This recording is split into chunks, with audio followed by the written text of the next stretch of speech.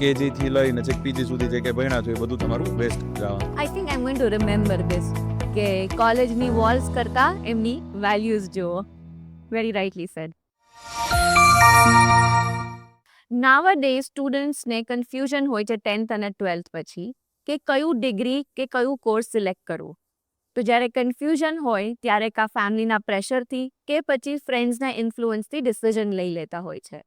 So that's why we have come to Dream School of Design, where we are going to understand કે કયા factors આપણે consider કરવા જોઈએ before taking the right decision. So let's hear it from Sir Ronak. Hi Saloni, thank you for having me over.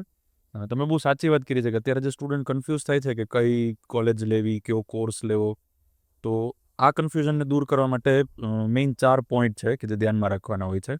એમાં સૌથી પહેલું છે interest અને પેશન, બીજું છે ફ્યુચર સ્કોપ, ત્રીજો પોઈન્ટ છે કોલેજ સિલેક્શન અને ચોથો પોઈન્ટ છે ફાઇનાન્શિયલ કન્ડિશન. Okay. આ 4 પોઈન્ટને ધ્યાનમાં રાખીને આપણે કોર્સ સિલેક્ટ કરતા હોઈએ છીએ.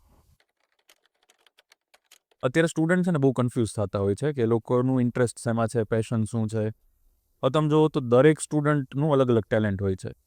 અમુક સ્ટુડન્ટને ડ્રોઈંગ ગમતું હોય, આર્ટ્સ ગમતું હોય, ક્રિએટિવ માઇન્ડ હોય, તો એ લોકો ઇન્ટિરિયર ડિઝાઇન છે, ફેશન ડિઝાઇન છે, પ્રોડક્ટ ડિઝાઇન છે, ગ્રાફિક ડિઝાઇન છે, કમ્યુનિકેશન ડિઝાઇનના કોર્સ છે, આવા કોર્સ સિલેક્ટ કરવા જોઈએ. અમુક સ્ટુડન્ટ છે એનું એનાલિટિકલ પાવર, મેથેમેટિક્સ સારા હોય, સાયન્સ અને ટેકનોલોજીમાં ઇન્ટરેસ્ટ હોય, તો એ લોકો એન્જિનિયરિંગના કોર્સ છે, કમ્પ્યુટર સાયન્સના કોર્સ છે, એમાં જવું જોઈએ. હવે તો એઆઈ અને રોબોટિક્સ પણ સારા કોર્સ છે. જો તમારી પાસે ટાઈમ છે અને તમે સારી એવી મહેનત કરી શકો છો તો મેડિકલ ને આર્કિટેક્ચર જેવા જે લાંબા કોર્સ હોય છે, લોંગ ડ્યુરેશનના કોર્સ હોય છે, એ બી તમે સિલેક્ટ કરી શકો. જો તમારો લેંગ્વેજમાં હોલ્ડ સારો છે તો તમે sales, marketing, social media, print media, digital media, entertainment, આવા બધા જે કોર્સ થતા હોય એ લઈ શકો છો. સ્ટુડન્ટે એ વિચારવું જોઈએ કે ફર્સ્ટ સ્ટાન્ડર્ડથી લઈ અને 12th સ્ટાન્ડર્ડ કે 10th સ્ટાન્ડર્ડ સુધી એ લોકો જે ભણ્યા છે એમાં એને શું ગમતું, એને કયો સબ્જેક્ટ ગમતો.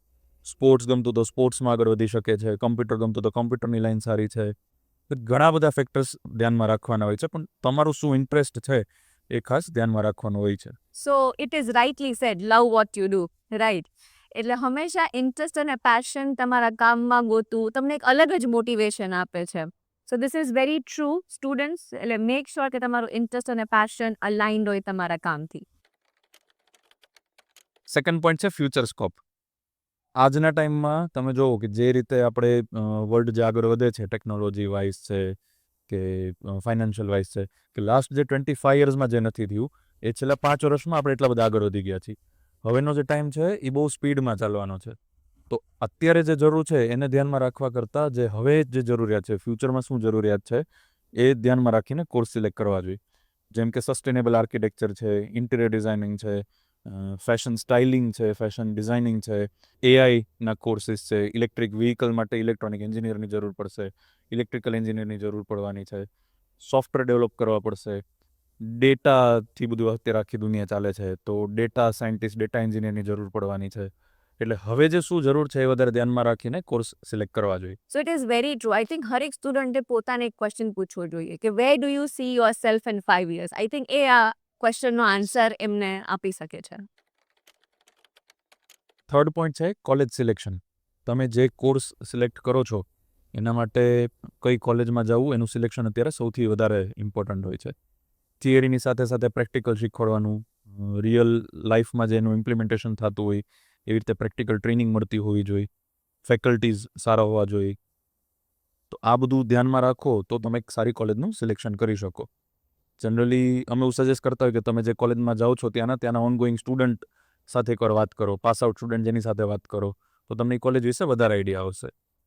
કોલેજ સિલેક્ટ કરતી વખતે કોલેજના કેમ્પસ જોવા કરતાં એનું જે કમિટમેન્ટ છે એ જોવો તો તમને વધારે બેનિફિટ થશે. કોલેજની વોલ્સ જોવા કરતાં કોલેજની વેલ્યુ જોવો.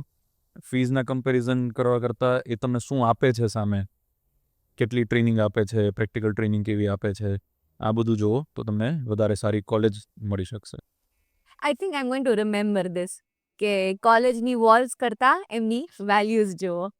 Very rightly said. ફોર્થ અને મેઇન પોઈન્ટ, તમારી અને તમારા ફેમિલીની કરંટ અને ફ્યુચર ફાઇનાન્શિયલ કન્ડિશન. જો તમે એવો કોર્સ કંઈ સિલેક્ટ કરો છો કે જેનું તમારા સિટીમાં કોઈ સ્કોપ નથી તો તમારે બીજા સિટીમાં માઇગ્રેટ થવું પડશે. તો તમારી ત્યાં અર્નિંગ એટલી સારી હોવી જોઈએ કે જે એ સિટીમાં તમે સર્વાઈવ કરી શકો. એના પછી આવે તમારા ફેમિલીમાં જે અર્નિંગ પર્સન છે એમની રિટાયરમેન્ટ. તમારો કોર્સ ચાલુ છે કે પૂરો થાય તો એમની રિટાયરમેન્ટ કયા ટાઈમ સુધીમાં આવે છે કે જેથી એમની ઇન્કમ બંધ થાય છે તો તમારી ઇન્કમ ત્યારે ચાલુ થઈ જવી જોઈએ. આપણા સ્પેશિયલી ગુજરાતી ફેમિલીમાં એવું હોય છે કે જેવું કોલેજ પતે એટલે છોકરાઓ છોકરીના મેરેજની વાત ચાલુ થઈ જાય. તો ગર્લ સ્ટુડન્ટને ખાસ કરીને ધ્યાનમાં રાખવાનું હોય કે અત્યારે જે કોર્સ એ લોકો લે છે મેરેજ પછી એ લોકો આ કોર્સ આગળ વધારી શકે એમાં એની ઇન્કમ થઈ જાય. બાકી શું થાય કે તમે કેજીથી લઈને છેક પીજી સુધી જે કે ભણ્યા છો એ બધું તમારું વેસ્ટ જવાનું છે. આ ખાસ ધ્યાનમાં રાખવું પડે. વાવ, મેં કોઈ દિવસ આ એંગલથી વિચાર્યું જ નહોતું, but after you said I think this is so important, financial condition અને આ બધા જે ફેક્ટર્સ છે. So thank you so much for આટલા ઇન્સાઇટફુલ અને થોટ પ્રોવોકિંગ થોટ્સ માટે, બિકોઝ આટલું તો આઈ થિંક મને પણ અત્યારે એમ થાય છે કે ઓ વાવ, આવી રીતે પણ વિચારી શકીએ છીએ. So thank you once again, and I hope students પણ આજે કાંઈક શીખીને અહીંયાથી જશે.